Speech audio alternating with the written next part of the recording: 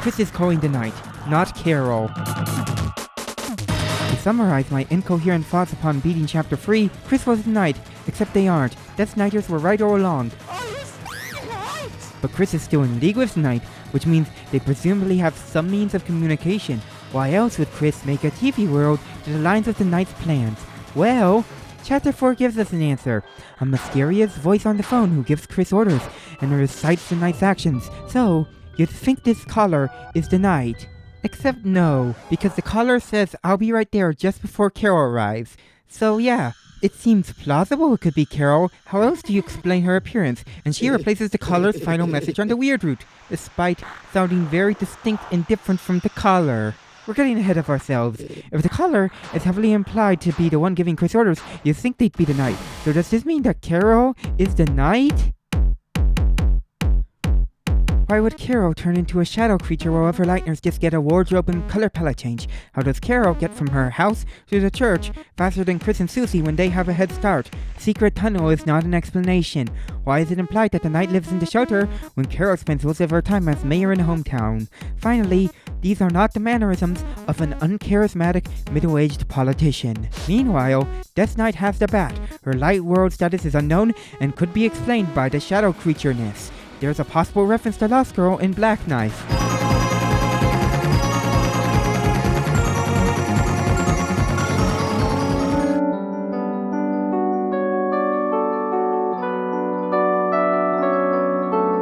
And finally, her mannerisms are that you'd expect from a young adult who was banished to the Shadow Realm as a teenager. There's a reason why Death Knight has been so widely accepted by the fandom. The only contenders beyond Carol Knight aren't really better.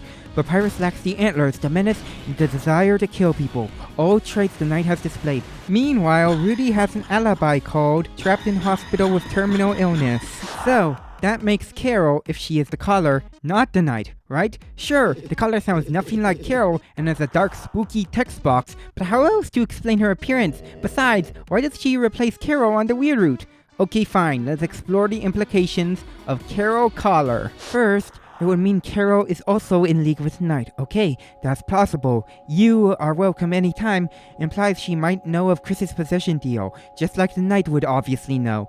Second, it means she's either ignorant of or approves of the weird route. So, this raises several questions, especially if Kris would have told her. But would they? Kris still wiped their contact history, so they called someone, and Susie takes the guitar during the weird route scene, which leaves a very small window for Kris to notice the guitar. Hey, it's Future Tiger Bear here. I realized something while recording and editing the audio. The call, where Kris is told to keep Susie from the guitar, that only happens after the weird route scene if you abort it. Sure, Kris probably could have pieced two and two together, and after this scene they could have mentioned the code and Susie taking the guitar in the same phone call, but I just wanted to highlight this. Anyway, back to past Tiger Bear. If Susie left the room after Kris's crash out, well, they wouldn't see the guitar. And if Susie left while Kris was leaving Noelle's room, well, that would also have problems that we know didn't happen. The only way I could see Kris warning Carol is if they overheard Asgore's voice and looked down the stairs to see the guitar. It's pretty easy to say Susie has the guitar alongside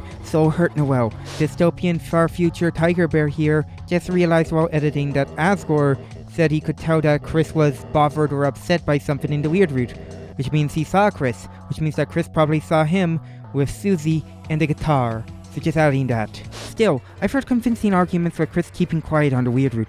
Maybe the plan involves the soul to such an extent that telling the conspirators might complicate things, or maybe Kris doesn't know what they could do and stays quiet. However, Kris expresses less doubts in the weird route. Sure, they're clearly disturbed by these happenings, but they don't overhear Susie, they don't consider jumping out the window, they just lay in bed. Now tell me, what would push Kris closer to Team Knight? If Team Knight opposed the Soul, then the Soul, doing something fucking evil, would push them closer to Team Knight, because, you know, that stops the evil Soul. Just because Kris needs the soul to live or to enter Dark Worlds doesn't mean we're some unknowing sleeper agent to Team Knight, especially if Death is the Knight. You know, Noelle's sister? What would Death do if she learns at the weird route, which involves doing horrible things to her sister? If there is just one thing Chapter 4 has established, It's that Kris won't sit idle while the weird route just happens. Even if we've crossed the point of no return, Kris is going to try something to stop us, and I find it unlikely they'd leave out any allies when they already know so much. Which means Carol would likely know of the weird route, and let's just say this has, weird implications. Oh, I see. The heart-shaped eldritch entity possessing my teenage lackey has, for unknown reasons, forced my daughter to wear the brainwashing torture ring that stabbed thorns into her finger. It was an extremely distressing experience and has damaged her psyche irreparably. She now, in scare quotes, very much on her own volition, wants to go to the festival with my lackey, who is just as distressed by these happenings. I see absolutely no problem with this. All according to plan. I hope the date goes well. I'm evil now. That's my attack. I know Carol's far from a good mother, but there's a difference between being neglectful, cold, and possibly emotionally abusive due to missing daughter-related trauma, and doing nothing when the eldritch entity possessing your teenage lackey psychologically manipulates and abuses your daughter, stripping away her innocence, agency, and sense of self for reasons you cannot understand or know. But sure, let's say Carol's fine with sacrificing her daughter to the almighty heart-shaped object. How does this help Team Knight? The weird route's ends are unknown beyond maybe changing the ending for the worse. But why would the Knight approve of the weird route if she's death? It still seems like a leap of logic when the soul generally opposes Team Knight. Just because we're still needed for the Knight's plans doesn't mean our goals are the same as theirs. Still, maybe Carol's got her own agenda that diverges from the Knight's but aligns with the weird route. Why doesn't Kris tell Death then? Even if Carol was some intermediary, we already know that Kris has the shelter codes. So, what's stopping Kris from sneaking over to the shelter and telling Death, hey, your mom wants to hurt Noelle with the soul, kidnap her or something? Like, what's Carol doing here? Alienating her lackey by telling them, hey, you know the route you're actively distressed by and want to stop? I want it to happen! It also makes more sense if in this scene Carol's unaware of the weird route, which can be explained by Kris not telling her. Look, I put forth my argument for why I think Kris probably would tell her, but I've seen convincing arguments for why they wouldn't. And if that's the case, well, that skips a lot of issues with Carol Collar. But ignoring the logistics and motives, I still have problems. Why are we assuming that Carol's voicemail is confirmation she's the caller? Yes, I know that line, but excluding points I'll tackle later, why are we assuming these two separate, distinct voices are the same character? Because Carol replaces the caller? Carol also replaces Birdly on the weird route. Does that mean that Carol is Birdly? Okay, I admit that's kind of an unfair argument, but seriously, why would Snowgraving Birdly make Carol call her daughter for reasons unrelated to Birdly's condition? There is none. Tinup's reaction to the Pippus is different if you don't be spamming. The Knight takes slightly longer to knock Jack and Stein off the pillar if you fight enemies. These differences lack explanation. So, why would the weird route be different? We can either take these distinct voices with separate speaking styles and smash them together with whatever explanations you fancy, or we assume they're different characters, and the spooky voice that recites the Knight's actions while also relaying orders to Kris is, in fact, the Knight. Alright, let's finally talk about this line. Why does the caller say, I'll be right there? They are talking about the church. Susie suggests the church might have a shelter code, and the caller lists the church as a target, and in this very same phone call, they tell Kris to keep Susie from the guitar. It makes sense if these two subjects are related. Kris stops Susie from finding the guitar code, and the Knight creates a dark road that will keep the fun game busy while Death looks for the church code and disposes of it. So, the Knight is just reaffirming the plans unchanged. They'll go to the church, create a dark fountain, and take the shelter code while the fun game's busy with Gerson or whatever. However, why does Carol still show up then? Noelle wasn't expecting her, which means she arrived early. If this scene isn't Kris tipping her off, then whatever explanation for her arrival is there. If only we had a suspicious party on the scene, who we already know is in deep cahoots with Carol. Our suspect, Asgore, former police chief, divorced across 2 universes, and someone who's very suspicious after Chapter 4. Let's look at the evidence. Torio expresses to Rudy that Carol supporting Asgore was something she very much disapproves of. Unfortunately, neither Rudy nor Torio directly say what this something is, but we have clues. If we look through Asgore's basement window, we see conspiracy boards and paper. This alone would imply he's up to something if he didn't just give us a villain monologue while he thought he was alone. We're almost there, aren't we, old friend? This time for sure, Tori will finally see what really happened. That I just wanted to protect everyone. And this time, she'll have to believe me. They all will. Then, we'll all be a happy family again.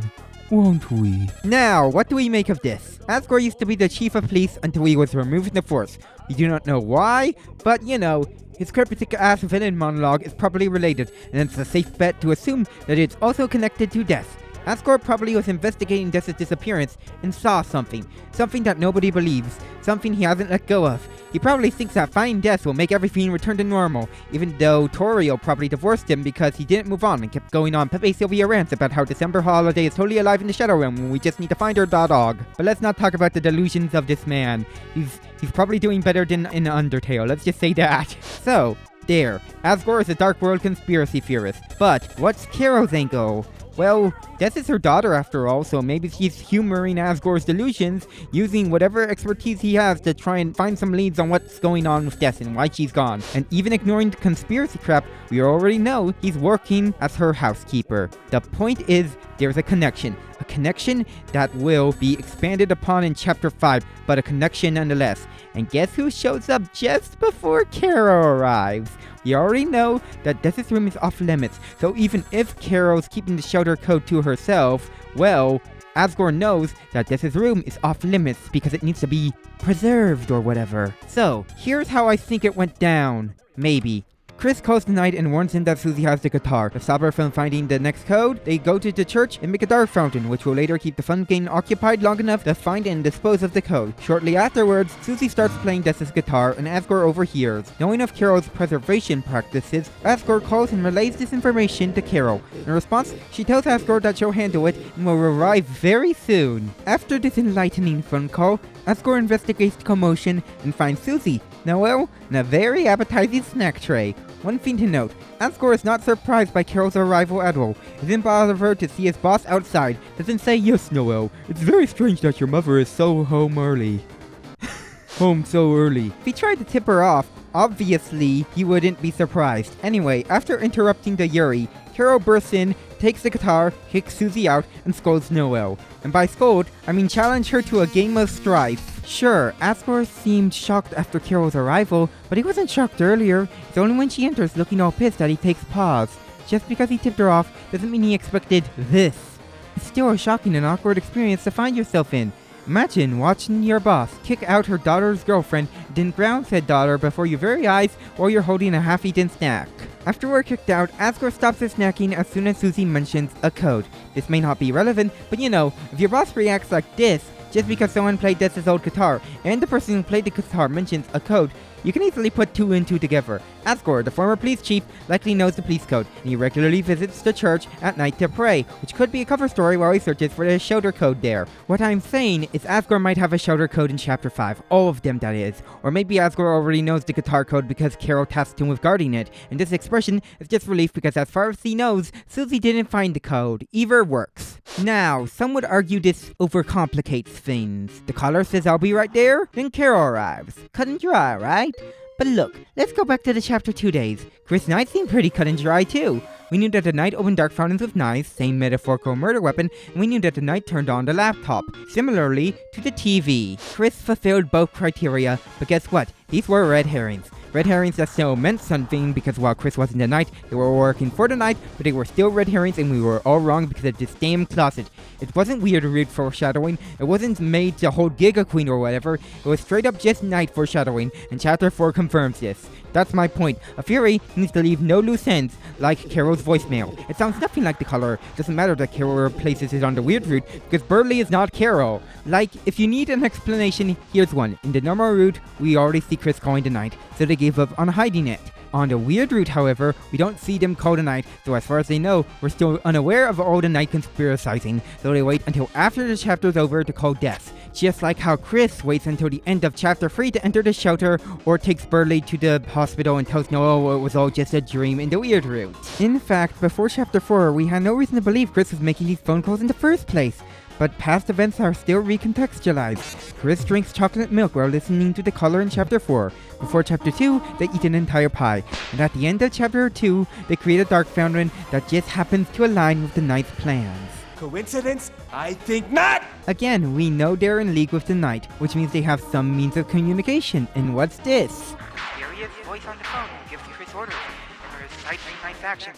It's almost like this character is the knight, right? Even if you have other explanations, I don't think my argument's a stretch. The game intentionally makes a distinction between color and Carol, and makes the color look shadowy, like the night. You can attempt to explain this discrepancy, but the simplest answer is they're just separate characters. Therefore, I'll be right there isn't referring to Carol's arrival, but the church. Therefore, Carol arrives for other reasons, and Asgore is right there. And to nail this theory down, it still works in the weird route. As mentioned earlier, Kris still wipes their contact history, so they made a phone call, presumably telling Des of our weird route actions. I've already explained why that's a problem. Kris might have seen Susie with the guitar, but it's easy to say, so hurt Noel, and Susie has the guitar with the code. It's possible they didn't tell anyone of the weird route, but that's not confirmed, and even if it was, this theory can still work if Kris kept silent. There are other problems with Carol color besides, why doesn't she know? Because why suggest that Kris is in contact with the Knight, actively conspiring with them, only to reveal they're actually conspiring with Carol, who knows everything and is some middleman intermediary between Kris and the Knight. But how does Asgore know that Susie has the guitar in the weird route? Well, Susie says that Asgore found her with the guitar and talked to her until Carol arrived. I don't need to explain how Asgore notices the guitar because the game already does that for me. He just needs to make a quick call beforehand. Maybe he's talking to Susie because he wants to know why she has the guitar. Maybe Carol told him to stall because it was, suspicious that she has the guitar. My important question is, why make Asgore relevant? The scene could have worked if Carol just showed up while Susie was just trying to write down the code, but instead, Asgore's there. One of the few unchanged details between routes is Asgore, most suspicious man ever dreamer, finding Susie with the guitar. So, let's play this out again, but in the weird route. While we, in very horrifying air quotes, distract Noelle, Susie snoops around, enters Des's room, and finds the shutter code in her guitar. But before she can find something to write it down on, Asgore finds her in the living room. Like in the normal route, he notices the guitar, quickly tips off Carol discreetly, and for whatever reason talks to Susie. After he forces Kris to brainwash and traumatize Noelle with a fluttering against either party's wishes, they make a phone call. Maybe they see the guitar and mention that, maybe they also mention the weird route happenings, maybe they don't. Either works. Then, Kris hides in the bathroom and starts beating the ever-living shit out of us. During this valid crash out, Carol arrives and kicks Susie out. Asgore overhears the commotion in the bathroom and repeats Carol's command to Kris. Then, they stop beating the shit out of us, puts us back in their chests, and they leave the mansion. It all lines up. There's already a lot of Asgore foreshadowing for Chapter 5. He's gonna be relevant one way or another. Like Kris's phone call, we might get things recontextualized and learn that Carol's arrival was Asgore's doing. That's a lesson we should learn from the Chapter 2 days. Red herrings are still important. Kris was in the Knight, but they were in league with the Knight. Chapter 1's ending has even been recontextualized 3 separate times, because Kris wasn't about to go on a murder-genocide route spree, they weren't gonna just eat a pie. They were gonna call December Roaring Night Holiday while eating an entire pie. Carol is not the Knight. Carol is not the caller, but she's still important. As December's mother, something death-related is going on with Carol and her accomplice Asgore. Just because her arrival is a red herring doesn't mean it's meaningless. It still tells us something. We just have to wait another year to figure this out in Chapter 5. Maybe we'll get a Carol fight in Chapter 6, who knows? Anyway, that's the video. Apparently Deltarune's release gave the pronouns essay a boost in the algorithm, so now I'm monetized. Yippee! I can make a couple of bucks off these videos. I'll try not to abuse my power because, oh my fucking god, I hate ads. Anyway, script writing is hard. You can tell because I started 2 paragraphs in a row with the word anyway. I originally wanted to make a general Deltarune video, but it didn't have the sauce. It felt too plot summarizey, if you catch my drift. I feel like I'm better at these argumentative videos. If you're wondering why it took so long to, come out, well, I rewrote the script a lot, started the audio, scrapped it, rewrote it again, caught COVID just as I was about to start the voiceover all over again, then Silkson happened. Also, audio recording and editing fucking sucks. Then I got sick while editing this video, yay! Anyway, I don't have a Patreon yet, so you can't give me money. But you can give money to my friend, Allie. Her living situation is, not the best. Transphobic parents and stuff. She's planning to move in with her girlfriend so she can transition and study abroad. Unfortunately, that's going to cost money. So if you have some cash to spare, consider giving it to her GoFundMe. I hope people are still interested in Deltarune after this. Like, subscribe, do that new hype thing everyone's talking about. Leave a comment, I could be wrong. I just wanted to release my own Deltarune theory. Next video, I don't know what it's going to be. Maybe it will be a pronouns essay follow-up. I still need to start work on that, because I haven't started work on that script at all. But thanks to Undertale's anniversary stream, we have a short summary. Additionally, there may be mistakes when referring to certain characters, but I'm using speech to text, so display my program, I mean blame my program, you see what I mean.